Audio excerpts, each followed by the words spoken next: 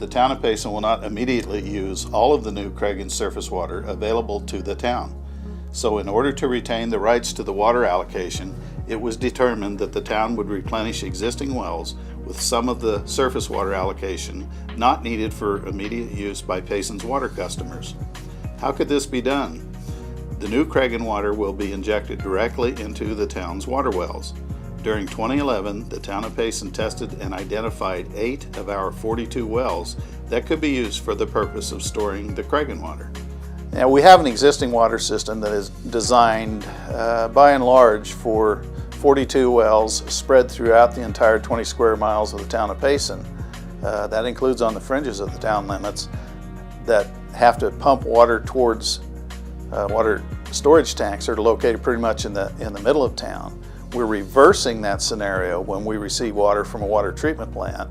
Now the 42 wells are not delivering water, they're sitting idle, and all of the 4 million gallons a day from the water treatment plant is coming into town at one spot.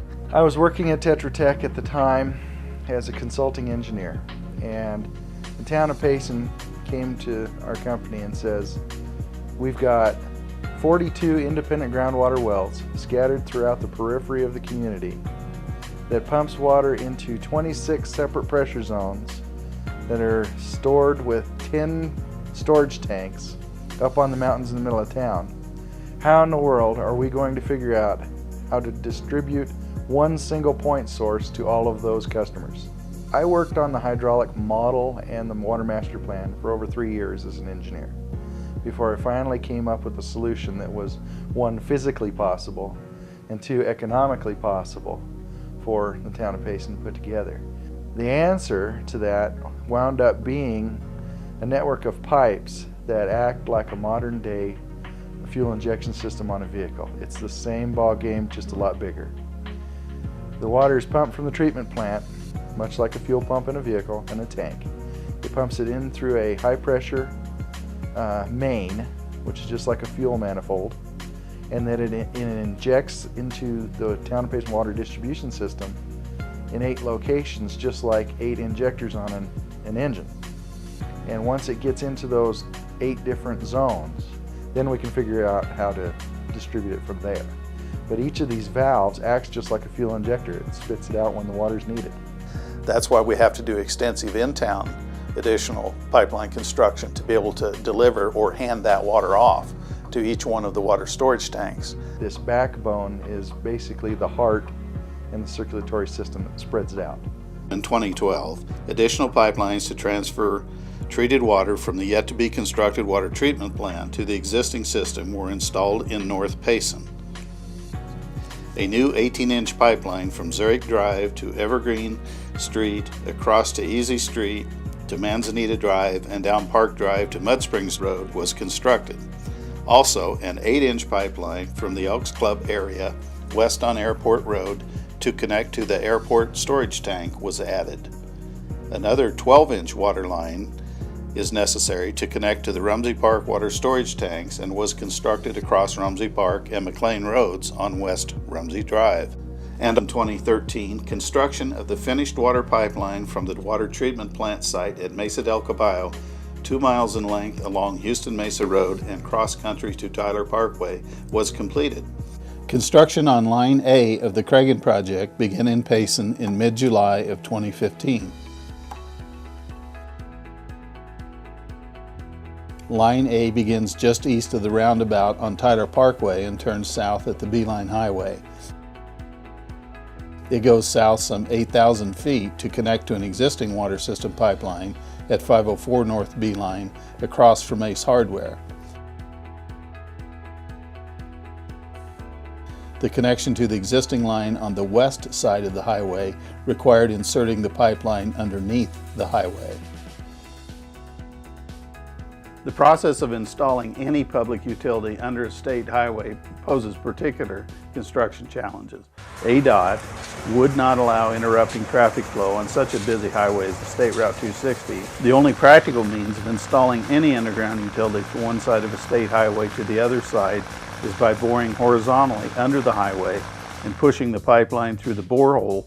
Using this method on State Route 260 and the Beeline, afforded particular advantages to the project. Your boring machine, basically it's a horizontal auger for drilling a hole sideways through the earth. So you dig a pit, excavate it down to the depth that you want to be, and then you place your boring machine in there. It happens to run on rails like a train does, and it has hydraulic pushers that will sit and they grab a hold of a spot in the rail, and under pressure they push the boring head forward while it's turning, and then of course the spoil material comes back out past their augers and into the pit, and they scoop it up in a small machine and haul it out of the pit. They had on a very aggressive rock head that is specifically designed to go through rock. They placed the casing pipe, 30 inches in diameter, and then inside that, 12-inch ductile iron pipe went together piece by piece. 20-foot joints. They were joined together on the outside of the casing pipe, and then it was pushed on stainless steel skids with neoprene shoes. That keeps it aligned inside the pipe and doesn't allow it to collapse and sag, but keeps it basically in one straight alignment.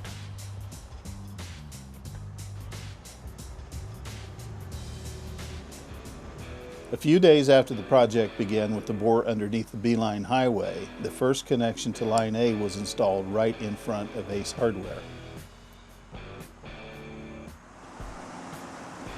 Day by day, the Line A work continued with the construction crew encountering barriers from time to time. Some were man-made and some natural. We originally expected to see about 200 feet of rock in the 8,000-foot Line A alignment. As it turned out, there was well over 1,200 feet.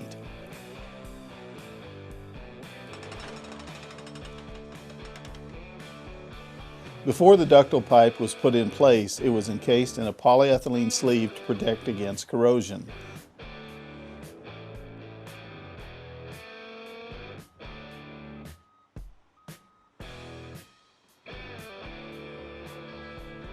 The ends of the pipe were coated with an elastomeric substance to perfect the seal between the spigot end and the socket end.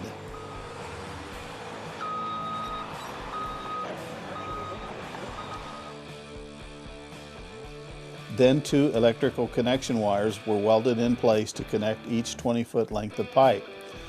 This connection allows a small electric current to be run through the extent of the pipeline to prevent corrosion.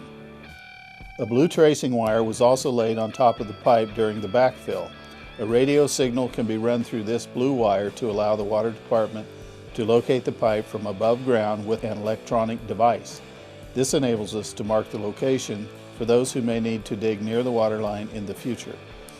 Then a blue mylar tape is placed several feet above the pipeline as a warning to those that dig that they are close to a water line. By November, the construction crew was working on the area between Rancho Road and Airline Boulevard. One of the first tasks was to cut across the parking lot of Pioneer Village.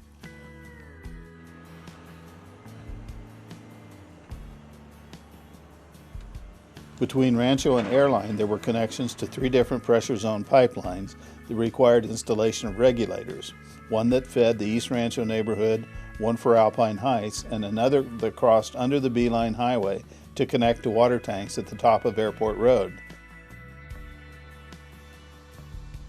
That line was buried in the American Gulch and went under the major drainage structure that crossed under the B-line highway. Gabion mattresses were constructed and inserted in the bend of the American Gulch to prevent erosion.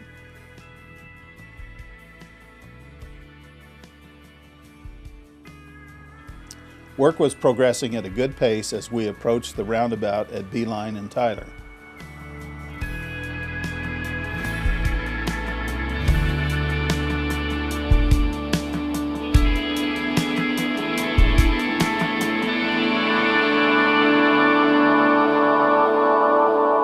The Line A North B-line pipeline was always considered to be the most difficult of all Cragen project elements. The normal construction method of digging a ditch for large pipeline installation is that you move tons of earth every minute with a large excavator in a limited space. But on this particular job, that method of construction was reduced to removing dirt by the shovelful and sometime by the handful to avoid existing obstructions underground. Doing a project like this requires a lot of creativity on behalf of the contractor. Oh yeah. I mean, you got to get creative, like by the roundabout by Home Depot. We're going around that curve right there at the roundabout, so we're limited for space, getting traffic to be able to get around there because we're so tight. We've got to tear the sidewalk out, get underneath the sidewalk. Plus we're working on a curve there. Well, the pipe doesn't bend very well, so we have a lot of fittings and things that we have to put in. We had a bank of 6 conduits that were telephone, cable TV, fiber optics. 10 feet away from that or less, we had 8 primary electrical feed conduits. We crossed a water line 3 different times and a gas line that was parallel with our trench.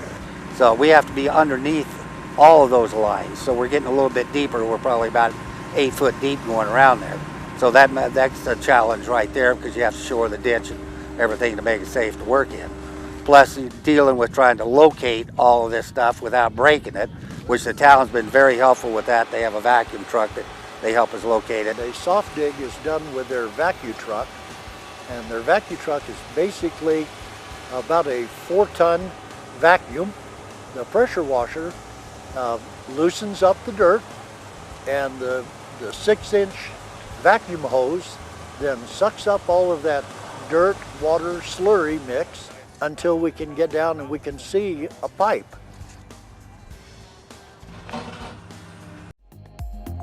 On March 14, 2016, Line A was completed with a final connection that would complete construction of what is the main artery of the new water supply in Payson.